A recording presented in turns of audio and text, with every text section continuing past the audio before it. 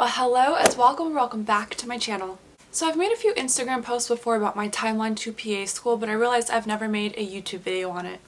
So today I'm going to tell you the timeline of my journey to PA school starting after I graduated high school all the way up until I got my acceptance. So starting way back, my senior year, I was actually told about the PA profession from the nurse practitioner that I went to.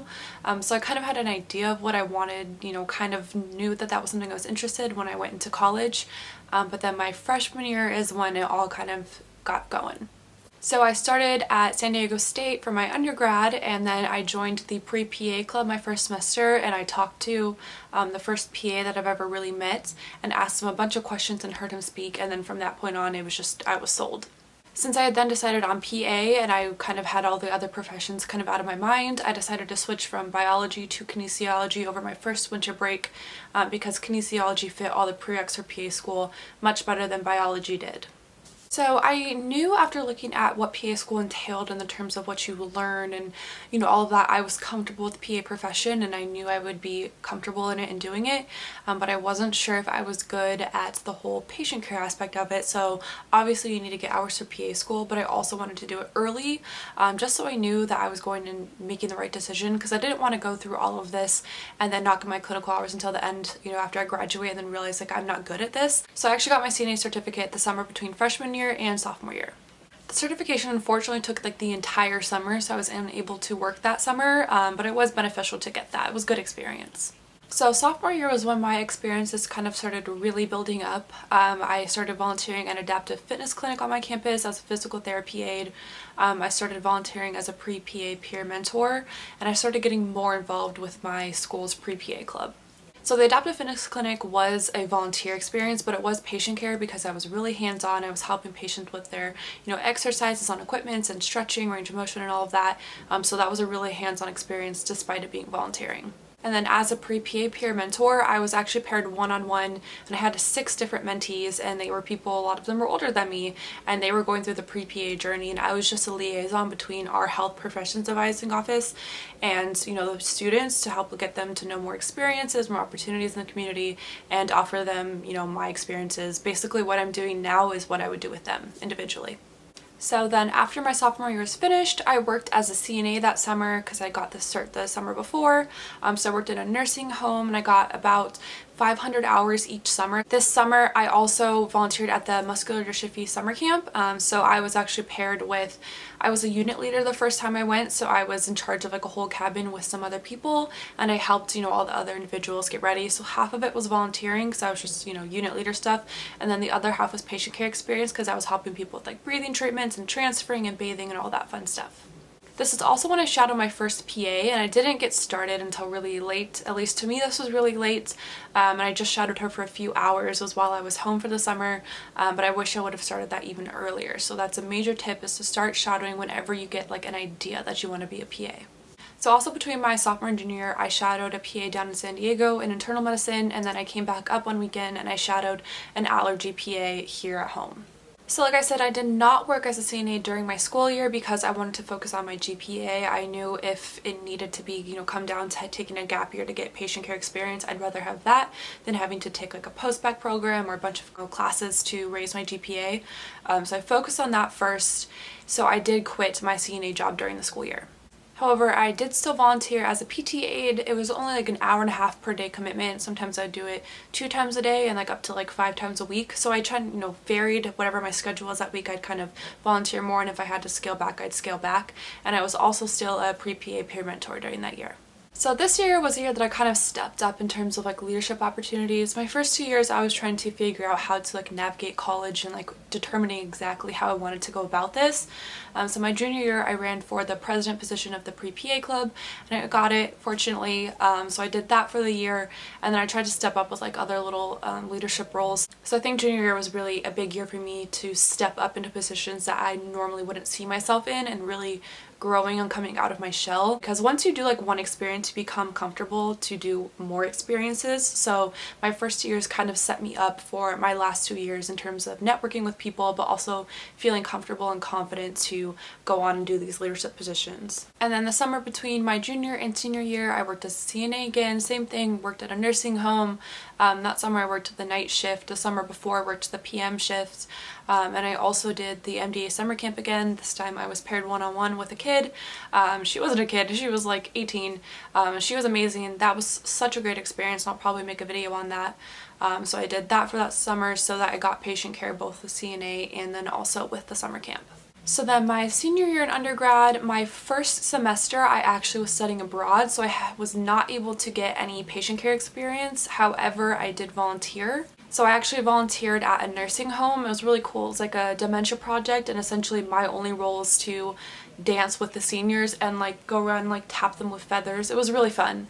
I also got the chance to pass out food and clothes and other like necessities to the homeless individuals in Leeds, and that was really cool. I got to meet so many great people that are doing such great things for the community, and I still keep in contact with some of them, and I see that they're still doing it every night, rain or shine, whatever, snow, they will be out there. So that was such a great experience. So if you are abroad, look for experiences to volunteer. Not necessarily get patient care, because some schools might not accept international patient care, but volunteering is such a great thing to do no matter where you study abroad. So when I came back from my abroad trip, I wasn't able to work, so I only had like 4 months left, so I decided to kind of relax. Then I also started back with the pre-PA peer mentoring, so I was a peer mentor for my last semester. So when I graduated from SDSU, I had about 1,600 patient care hours. That was just from the CNA, the MDA summer camp, and then the physical therapy aid. So I did not take the GRE because my top schools did not require it, and I didn't want to have to pay for it and study for it if ultimately the schools that I wanted to apply to the first cycle didn't even need it. I also had, by the time I graduated, about 1,200 volunteer hours, and like half of that were like leadership opportunities. So it was really only about like 600 like random out in my community type volunteer hours. Also, I only had about 50 hours of shadowing, so that really wasn't much. And like I said before, I would start that early because that's one of like the easier things you can do in terms of commitment. Obviously it's hard to find a PA2 shadow, but it's not usually like a weekly commitment, or it's not like a job where you have to go, to show up. So usually you can shadow one weekend and then that will be it. I also did random things kind of sprinkled in between all of the years. Like I was a Pathmaker intern, so that was basically a hospital intern for a little bit. There's a bunch of like random volunteering events kind of just scattered throughout my 4 years in undergrad that kind of all added up. So even if you're just doing like one thing a weekend every month or every week, it really does add up. So make sure you keep track of all that on spreadsheets, because at the end of it, you sit back and you feel like you didn't do much, but you're like, wow, that was like 200 hours. So it really does add up. So once I graduated, I moved back home, and then I worked I'm still working as a medical scribe in a family medicine office. However, when I applied, I only had 70 scribe hours, so that really didn't count for much. And also some schools don't accept scribing as patient care, they accept it as healthcare, but the required hours are patient care, not healthcare. So that's just something I would look into if you're thinking about becoming a scribe and you don't have any other experience. I've done a couple videos recently on my CASPA timeline, so like when I applied and when I got interviewed and accepted. And I recently just did my CASPA stats, so that included like my patient care hours, my GPA, all of that. So that was just on, I think it was like 2 videos ago if you want to check that one out. But yeah, ultimately I graduated in May 2019. I applied in like June-ish to August. You can watch that video to get that explanation. Got accepted in December, and I am supposed to start, hopefully if this whole COVID thing doesn't change the plans, I will be starting in August of this year. My biggest tips to you would be just start small if you're nervous about all of this, because it's just so much that you need. So I would start small. Start finding a volunteer position at a hospital, an emergency department, volunteering at hospice, anything to get your foot in the door and get you a little bit more comfortable being around people, and then comfortable in deciding what you want to do, if you want to get a certification or if you want to try to find a job that doesn't require a cert. Volunteering and shadowing are both really great ways to get started, so you don't just like throw yourself into like an EMT or CNA certification and then like step back and realize that you didn't get to explore other entities of healthcare before you kind of threw yourself into one. Again, highly recommend starting shadowing early and keeping track of everything. And when I say keep a track, I mean not just write down like the dates and the hours that you like shadowed or whatever you did volunteering, but also write down like key moments that really impacted you. If you saw a case and it just really affected you and made you realize and like why you want to go into healthcare, like that is the reason why you want to go into healthcare, write those things down, because when you add everything up, sometimes you forget those really important moments, especially when it comes time to like write your personal statement and you're like, okay, I know I've had so many patients impact me, but I can't think of one right now. Like I'm on, you know, the spotlight's on you to write this amazing personal statement and like you can't think of anything. So if you have that all written down from when you started, it's a lot easier to pull those stories into your personal statement. But yep, that is the basic timeline of my journey to PA school. There are obviously other things that go into my application, like letters of rec, like I said, my personal statement, like there's other things that affect my application, not just my experiences. But I know some people, it's easier to get a better idea of how somebody graduated with hours if you kind of see it broken up.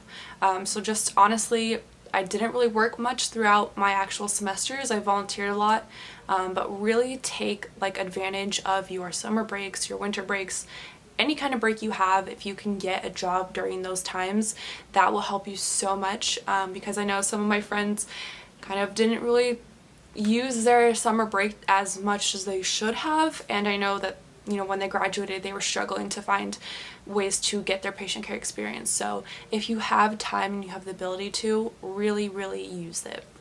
But alright, like always, you know, you can contact me on my Instagram at whitecoatchasing or comment below. Also, if you are enjoying my videos and would like to see more, it would mean the world to me if you would like them and subscribe. It lets me know that I'm doing okay, and if you have any requests for any videos, you can always comment them down below too. But alright, thank you so much for watching, and I hope you have a great day. Bye.